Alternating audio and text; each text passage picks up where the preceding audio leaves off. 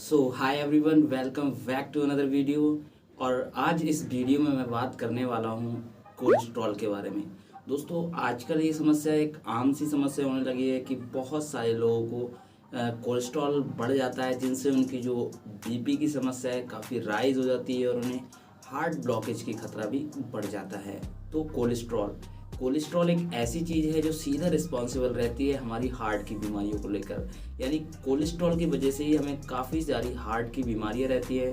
जैसे कि अगर मैं हार्ट ब्लॉकेज की बात करूं, हार्ट अटैक की बात करूं, ये सारी बीमारी लगभग कोलेस्ट्रॉल की वजह से ही होती हैं। तो हमारी बॉडी के अंदर दो प्रकार का कोलेस्ट्रॉल पाया जाता है। एक होता है एलडीएल, दूसरा है एचडीएल। तो जो एलडीएल होता है वो एक बैड कोलेस्ट्रॉल होता है और जो एचडीएल होता है वो एक गुड कोलेस्ट्रॉल माना जाता है।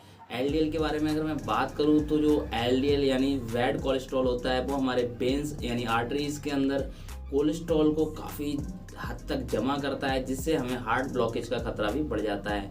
अगर वहीं एचडीएल की बात की जाए तो एचडीएल एक गुड यानी अच्छे कोलेस्ट्रॉल की कंडीशन में आता है, जो हमारे बैड कोलेस्ट्रॉल को यानी कि एलडीएल को कम करने में भी सहायता करता है, जिसको एक प्रकार से हम प्रोडक्टिव कोलेस्ट्रॉल भी कह सकते हैं। देखो, वैसे तो कोलेस्ट्रॉल कम करने के लिए हमारा लाइफस्टाइल मैटर करता है। लाइफस्टाइल के साथ साथ हमारा वेट, हमारा फूड, हमारी डाइट क्या रहती है और उसके साथ साथ हम कितनी मात्रा में एक्सरसाइज करते हैं, ये भी हमारे कोलेस्ट्रॉल लेवल को कम करने में काफ़ी मदद करता है। लेकिन ये तो आप लोग सभी जानते हैं कि बिना किसी रेमेडीज़ के या बाहरी सप्लीमेंट के हम कोलेस्ट्रॉल को हमेशा के लिए या जड़ से ख़त्म नहीं कर सकते।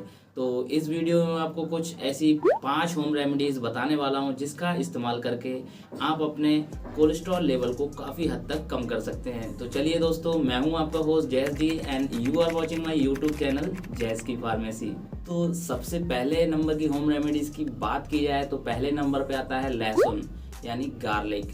दोस्तों, हम गार्लिक का इस्तेमाल करके भी अपने एलडीएल लेवल यानी बैड कोलेस्ट्रॉल को काफ़ी हद तक कम कर सकते हैं, क्योंकि लहसुन के अंदर काफ़ी मात्रा में एंटी बैक्टीरियल व एंटी इन्फ्लामेटरी गुण होते हैं, जो हमारे कोलेस्ट्रॉल को काफ़ी हद तक कम करने में सहायक रहते हैं। इन दोनों प्रॉपर्टीज़ के साथ साथ लहसुन के अंदर एक ऑर्गेनिक सल्फर कंपाउंड होता है, जिसको हम एलाइसिन के नाम से जानते हैं। ये हमारे आर्टरीज के अंदर कोलेस्ट्रॉल को कम करने का काम करता है। इसके साथ साथ ये हमारे बीपी के फ्लक्चुएशन यानी बीपी को भी कंट्रोल करता है और हमारे हार्ट में जो होने वाली बीमारी है उनसे भी हमें बचाता है, यानी हमारे हार्ट को भी प्रोटेक्ट करता है, हमारी कार्डियक प्रॉब्लम्स को भी काफ़ी हद तक कम करता है। तो इसका इस्तेमाल आपको कैसे करना है कि आप लहसुन की 2-3 फ्लेक्स ले लेंगे। उसका इस्तेमाल आप चाहें तो सुबह खाली पेट कर सकते हैं, जो आप पानी के साथ कर सकते हैं। चाहे तो आप चबा के भी लहसुन के 2-3 फ्लेक्स खा सकते हैं, जो कि आपको मॉर्निंग में लेना रहते हैं। इसके अलावा आप चाहें तो गार्लिक के बहुत सारे बाहरी सप्लीमेंट भी आते हैं, उसका इस्तेमाल भी आप कर सकते हैं। दोस्तों, दूसरे नंबर की बात की जाए तो दूसरे नंबर पे आती है ग्रीन टी। दोस्तों, आप सभी लोग जानते हैं कि ग्रीन टी का टेस्ट काफ़ी ज़्यादा बढ़िया होता है, लेकिन आप ये कम जानते होंगे कि इसके अंदर एंटी बैक्टीरियल, एंटी इन्फ्लामेटरी व एंटीऑक्सीडेंट कई प्रकार के गुण होते हैं। तो ये हमारे बैड कोलेस्ट्रॉल लेवल को काफ़ी हद तक कम करने का काम करती है। इसके साथ साथ ही जो हमारे गट यानी इंटेस्टाइन के अंदर जो कोलेस्ट्रॉल का एब्जॉर्प्शन रहता है, ये उस एब्जॉर्प्शन को भी काफ़ी हद तक कम करती है। इसके साथ साथ ये हमारे हार्ट को भी काफ़ी ज़्यादा सुरक्षित रखती है, यानी कि हमें हार्ट की प्रॉब्लम से भी प्रोटेक्शन देती है। तो आपको ग्रीन टी का इस्तेमाल लगभग दिन में 3 या 4 कप करना है, जो कि आप सुबह, दोपहर, शाम भी कर सकते हैं या अपने हिसाब से किसी भी टाइम ले सकते हैं।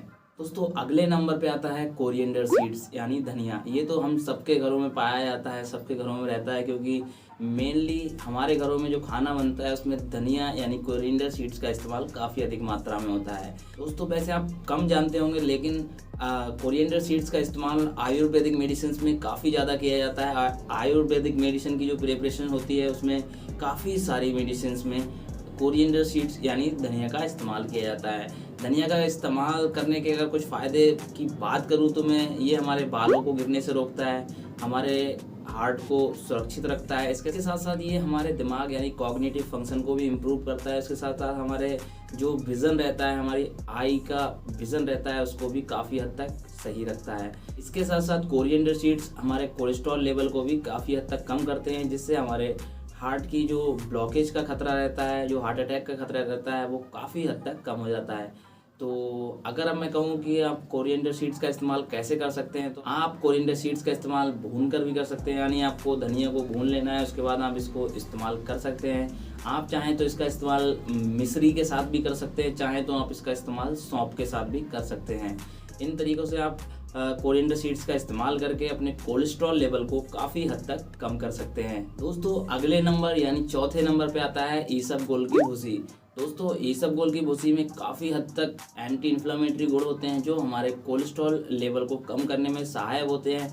रिसेंटली ये यूएस एफडीए द्वारा अप्रूव भी किया जा चुका है, क्योंकि यूएस एफडीए ने भी इसको कोलेस्ट्रॉल लेवल को रिडक्शन करने कम करने में भी अप्रूव कर दिया है। यानी कि यूएस एफडीए कोई छोटे वाला संस्था नहीं है, बहुत बड़ी संस्था है, जिसका अप्रूवल से ही आप समझ सकते हैं कि ईसबगोल की भूसी हमारे कोलेस्ट्रॉल लेवल को काफ़ी कम करने में सहायक रहती है और हमारे हार्ट को भी प्रोटेक्ट रखती है। तो अगर मैं ईसबगोल की भूसी की बात करूं तो इसके अंदर काफ़ी भारी मात्रा में फाइबर्स होते हैं, यानी कि सॉल्यूबल फाइबर्स होते हैं जो हमारे गट के यानी इंटेस्टाइन के फैट एब्जॉर्प्शन को काफ़ी हद तक कम करते हैं। यानी कि जो फैट एब्जॉर्ब रहता है, जो कोलेस्ट्रॉल का रूप ले लेता है, ये उसको काफ़ी हद तक कम करते हैं और हमारे जो आर्टरीज के अंदर, ब्लड के अंदर जो कोलेस्ट्रॉल जमा हो जाता है, ये उसको कम करने का काम करते हैं। इसके साथ साथ अगर मैं बताऊं कि आप इसका इस्तेमाल किसी और चीज़ में कर सकते हैं तो वो है कॉन्स्टिपेशन।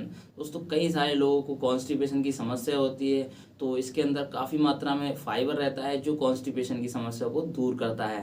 तो इसका इस्तेमाल आपको कैसे करना है, इसका इस्तेमाल आप 1 से 2 चम्मच सुबह खाना खाने से पहले कर सकते हैं, जो कि आप पानी के साथ भी ले सकते हैं या दही के साथ भी ले सकते हैं। तो ये ईसबगोल की भूसी काफ़ी हद तक हमारे कोलेस्ट्रॉल लेवल को कम करती है। तो 5वें और आखिरी नंबर पे आता है मेथी दाना।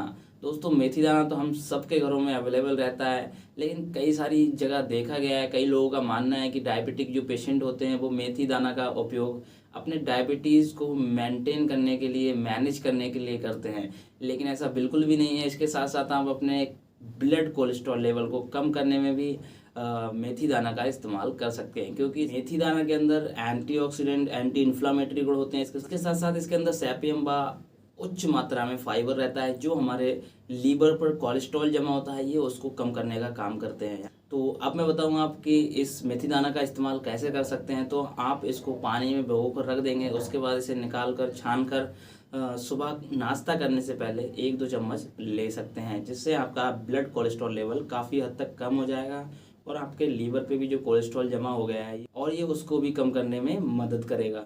तो ये थी सारी होम रेमेडीज जिसका इस्तेमाल करके आप अपने कोलेस्ट्रॉल लेवल को काफ़ी हद तक कम कर सकते हैं या उससे छुटकारा पा सकते हैं। तो आई होप आपको ये जानकारी काफ़ी पसंद आई होगी। अगर जानकारी थोड़ी सी भी इम्पोर्टेंट लगी हो तो मेरी वीडियो को लाइक कर दीजिए और मेरे चैनल जैस की फार्मेसी को सब्सक्राइब कर दीजिए।